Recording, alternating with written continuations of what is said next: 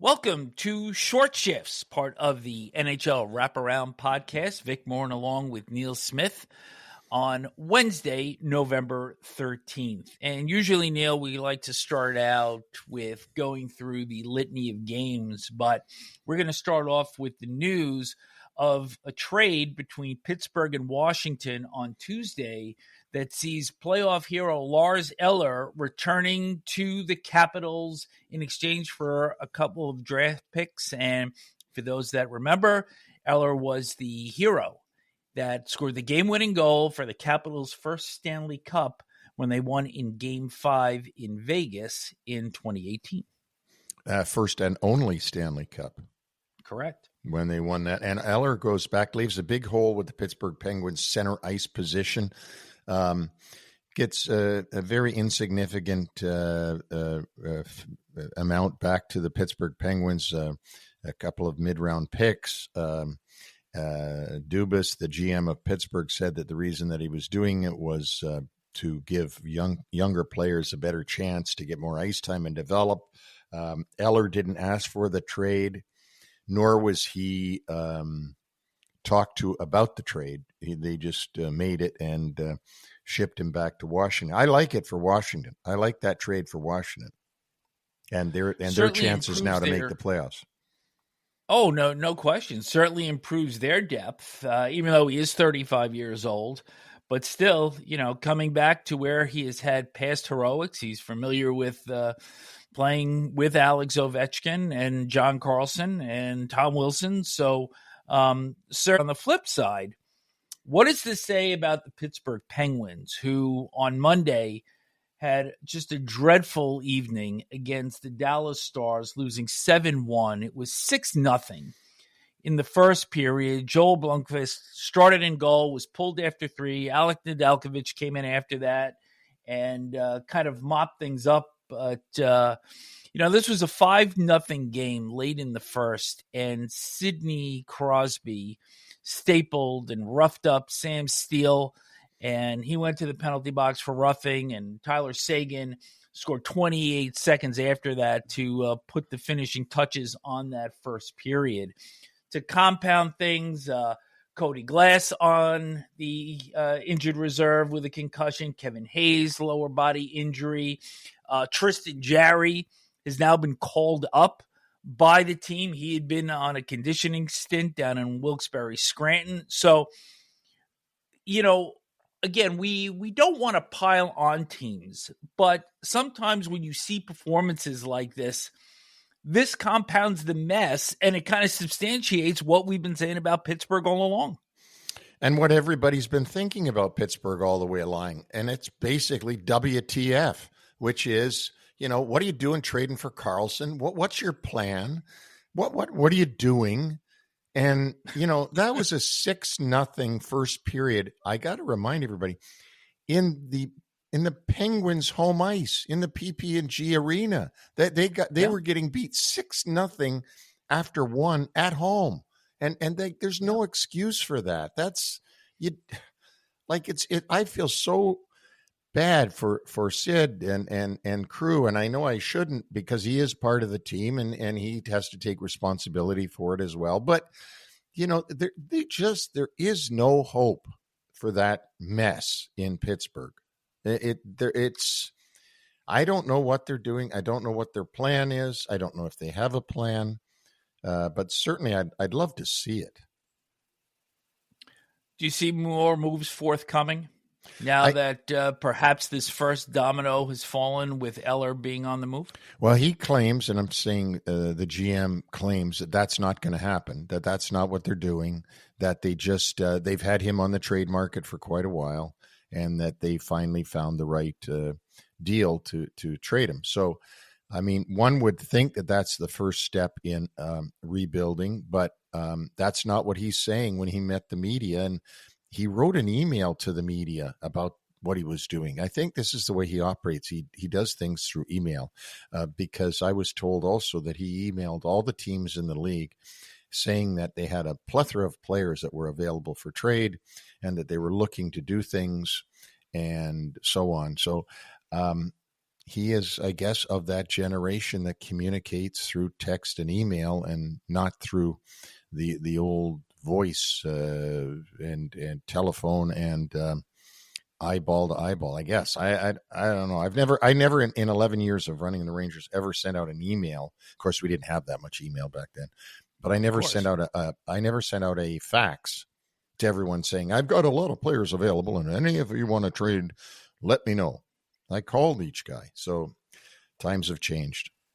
Yeah. Isn't it odd that he would send an email when he was up with all the GMs in Toronto earlier in the week? So, yeah. Well, maybe he did and we'll have more on that later. Maybe he did it from his chair at the meeting with everybody sitting around in the room, and he sent an email from there like young people do now. They text each other at a dinner date across the table from each other. There was something to be said about the old guard. All right, let's move off of this. I want to group a couple of teams together in the Atlantic Division. The Boston Bruins last night, who are struggling to hold on to playoff position, albeit early in the season. They're down 2-0 in St. Louis.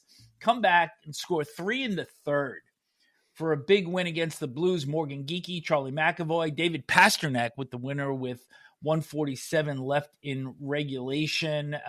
They did lose Hampus Lindholm in the first period after he blocked a shot. Bruins may need to call up a defenseman for their next game as they wrap up a 2-game road trip in Dallas. But that's a big win for them. But the other team I want to group into this, the Ottawa Senators, who, along with Buffalo and Detroit, they're the flavor of the week to become that next team to perhaps unseed one of the standbys in the Atlantic Division that have been there forever. Linus Ullmark with a shutout. This was the fourth straight game that Auston Matthews has missed, but real good effort by the Senators, and they look like they're pretty serious right now. But, Vic, we didn't speak before that game, you and I, but I would have bet on Ottawa that night in that game, and I'll tell you why. Sure.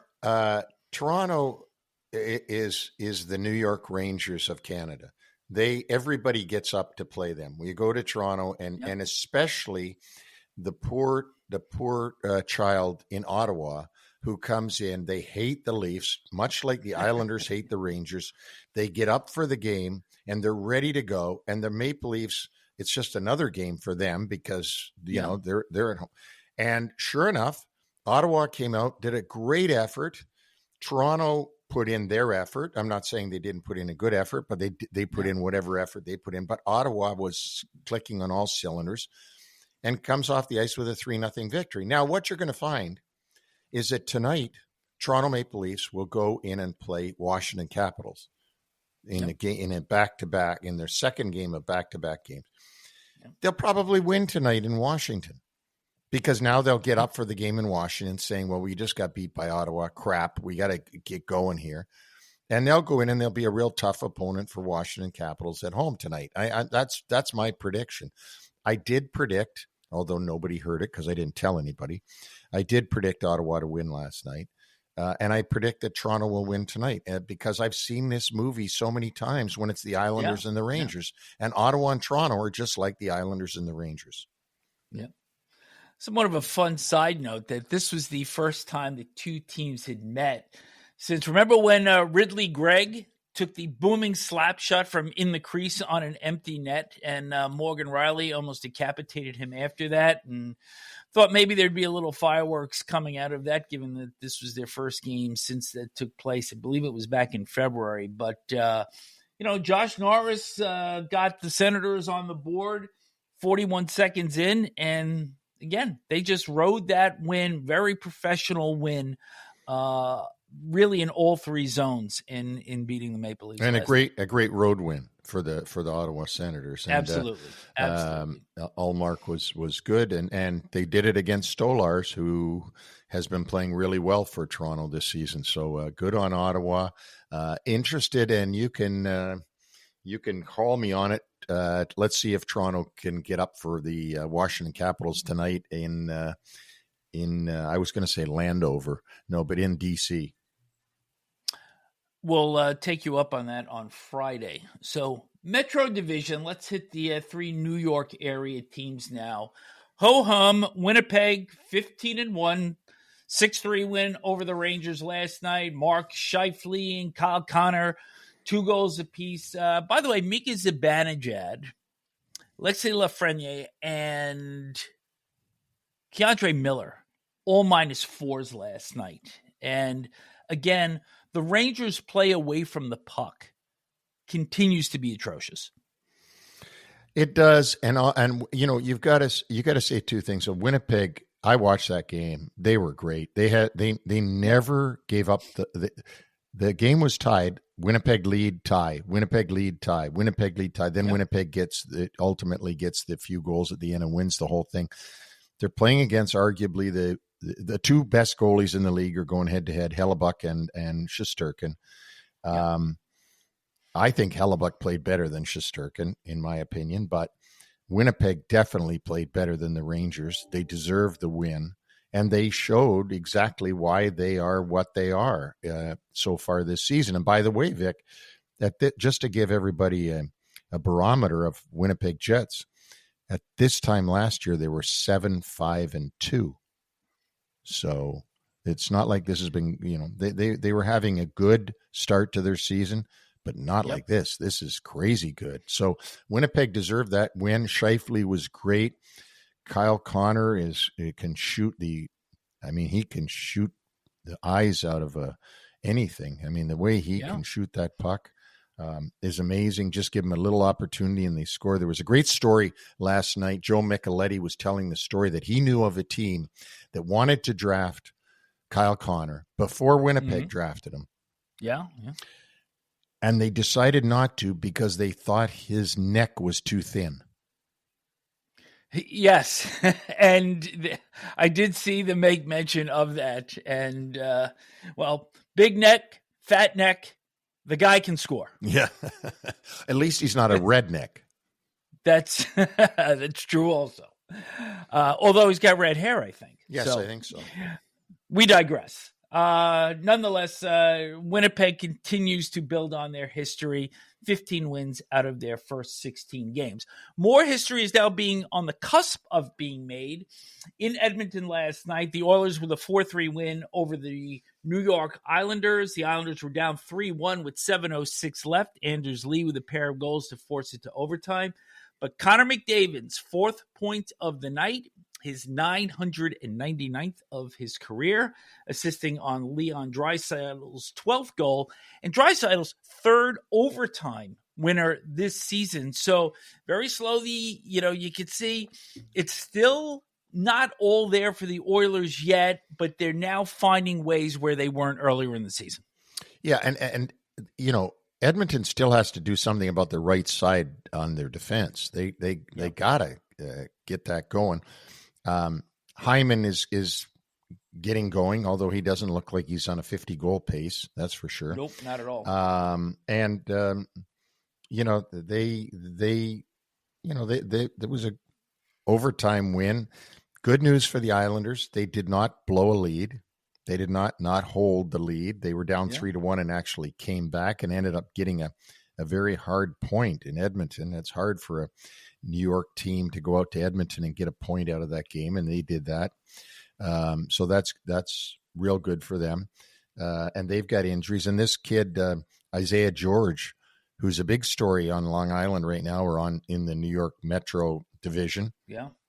20 years old, was brought up, I think, just to give him a taste, and all of a sudden has won the support and respect of his coach, Patrick Waugh, and is playing a regular shift now on defense at 20 years old, and looks very mobile.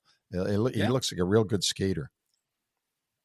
You mentioned a good point for the Islanders, and of course, we did get on them on the regular wraparound show on Monday for giving up goals to the opposition when the goalie was pulled, and Lee's goal did come with the extra attacker to tie that game and force it into overtime. So let's talk about the third team in the New York metropolitan area, the New Jersey Devils, with a 4-1 win in Florida. And this was a game that the Panthers got dominant in the first half of the game And this one flipped in a fight between Jonah Gadjevich and Brendan Dillon. And I think somebody actually counted that Gadjevich threw 37 punches in this.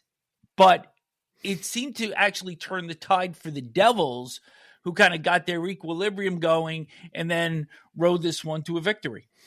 Well, and Gadjevich just beat the living hell out of Dillon's helmet. I mean, that helmet was screaming in pain afterwards, and so was the face shield, because that's all he hit with the punches was the helmet and the shield. And I've often wondered, how do you fight with a helmet and a shield on? You've got to, your punch has to hit between the shield and the chin if you're going to do any damage. Yeah. And I've often thought that the analogy might be two guys that get road rage on motorcycles and jump off their motorcycles and fight each other with their helmets on. Yeah. What good would it do? So anyway, digressing to that, Dillon, as we talked to Tom Fitzgerald the other day, and he talked about Dillon and the toughness of Dillon and how Dillon would protect Dougie Hamilton.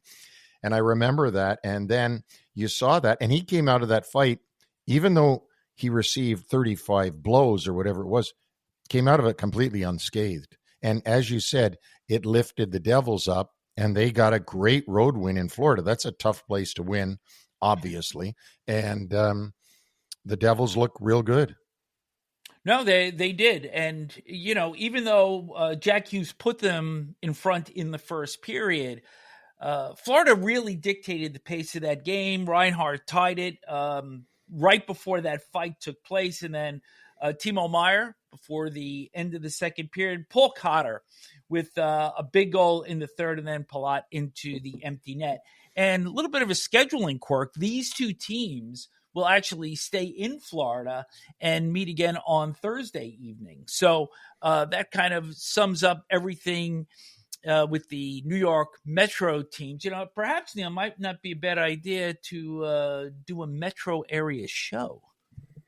You know what? I've thought of that. That's something that the listeners might, being the fact that we get so many listeners from the New York metro area, and that we got three teams in that very small area there, that might be a good thought of something that people might be interested in. Let us know if you care to answer. Let us know. Do you think we should do a New York metro show? Maybe some kind of centric show.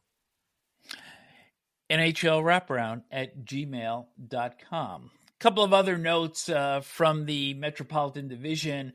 On Monday evening, the Carolina Hurricanes, now 9-1 in their last 10, 5-2 win in Vegas, and that is the first loss at home for the Golden Knights, who opened the season winning 8 straight in their arena.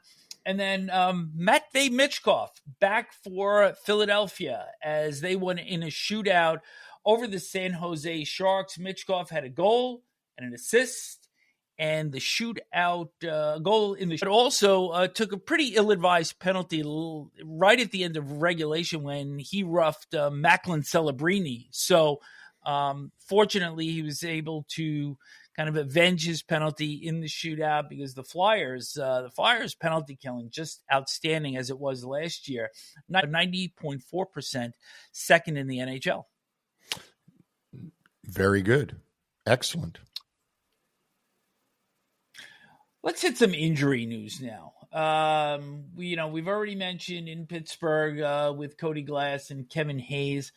Tage Thompson left Monday afternoon's game with the Montreal Canadiens, lower body injury, as did defenseman Matthias Samuelsson. But, that was a brutal loss by the Sabres on Monday. They were down heading into the third period, 4-3. They come back, they score 2 goals.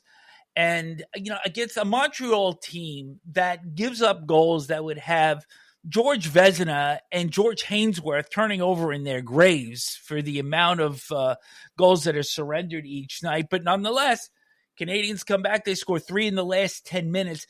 And if Buffalo is going to be serious about trying to get themselves into a wild card berth or the top 4 in the Atlantic Division, these are games that you can't lose.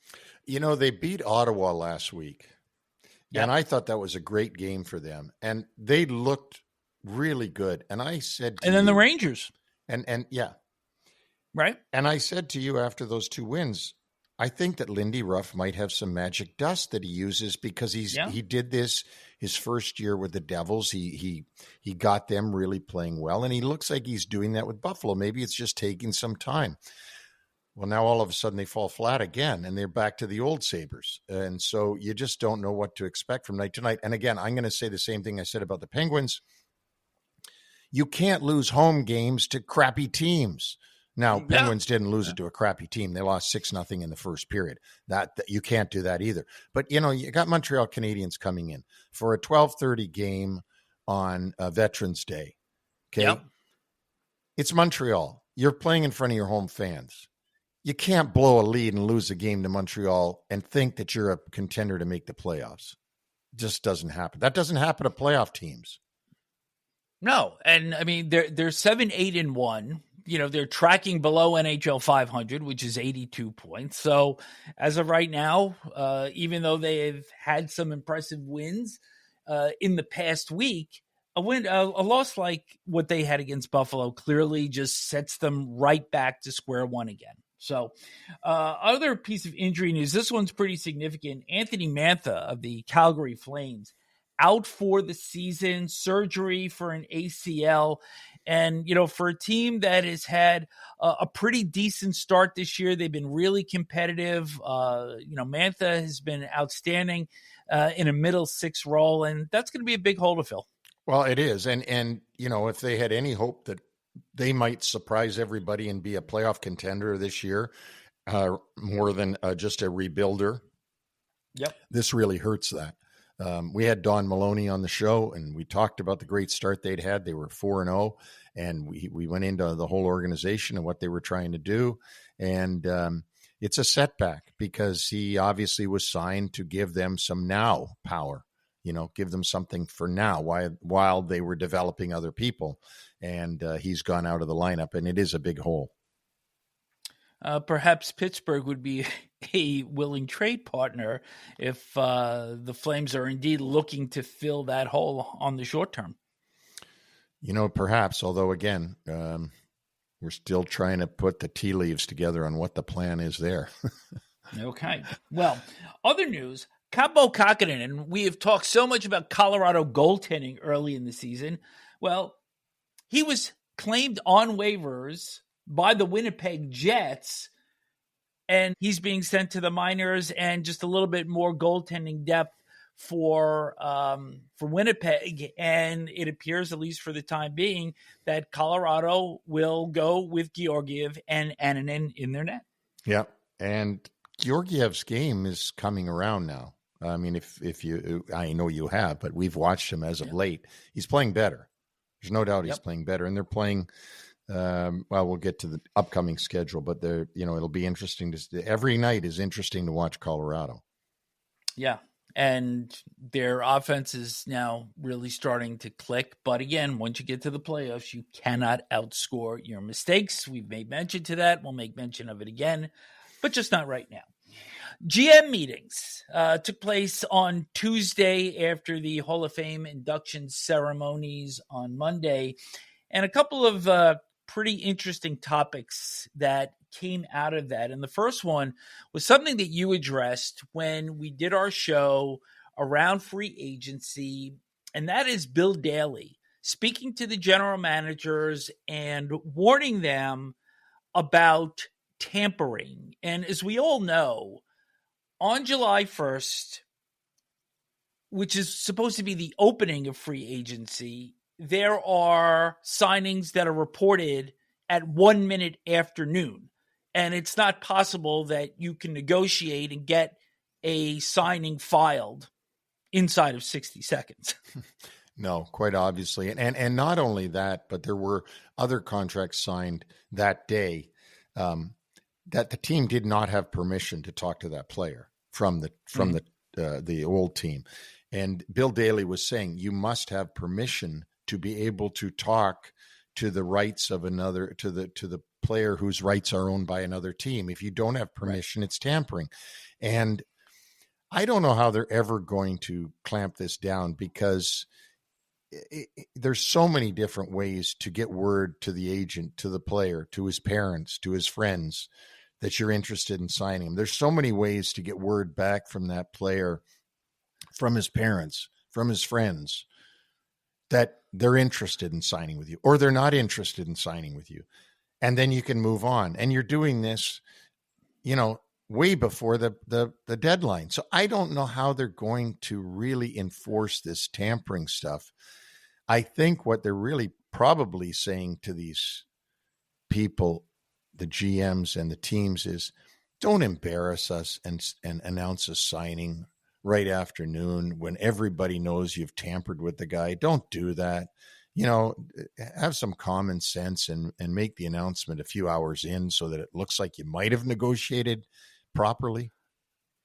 Well, perhaps do you open up a negotiating window maybe a week prior, and perhaps that would alleviate the situation that we have now? Or would you still find teams that are saying, okay, well, we can start negotiating a week before, but we're going to try to do it even 10 days before and just try to stretch it even further? I think you've got teams that are eliminated from the playoffs and their season ends on April 10th, and April 15th, they're starting to have meetings about who they would like to sign, and they're starting to send out smoke signals to those players and their agents that they're interested in signing them because they want to get a response back of whether the player has any interest in signing with them. So I think this is going on all the time, and I don't know how you're ever going to completely stop it unless one team reports another.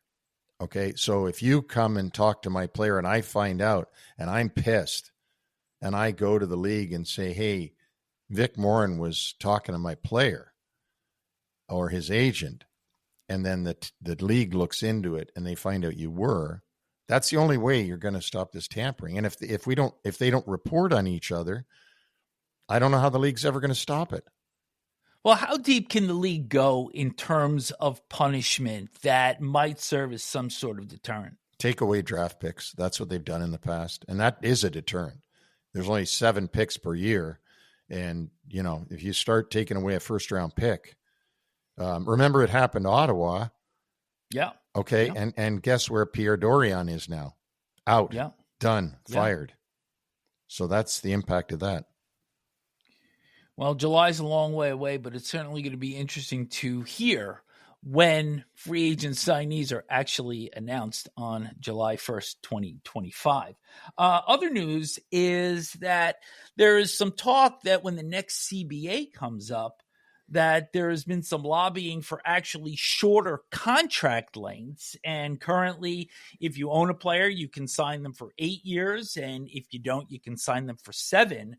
Neil, this is something that I think you and I have talked about, that you're not a big fan of these long-term deals. I don't think anybody that's been a GM is a fan of them.